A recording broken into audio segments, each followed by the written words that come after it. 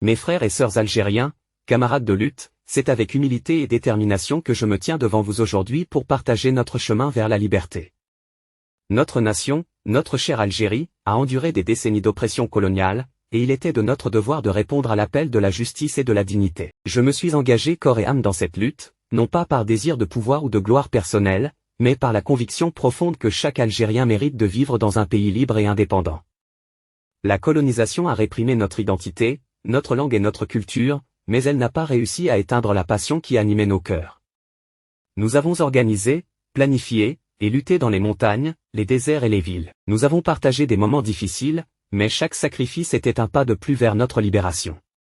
Nous avons refusé de plier devant l'oppresseur, car nous savions que la dignité et la liberté étaient des droits inaliénables. Chaque bataille a été guidée par l'idéal d'une Algérie souveraine, où chaque homme et chaque femme pourraient vivre sans crainte, avec les droits et les opportunités que toute nation libre mérite.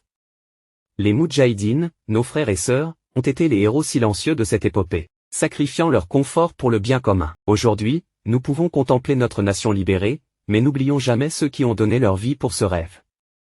Nous devons maintenant bâtir notre Algérie sur les fondements de la justice sociale, de l'éducation et du respect mutuel.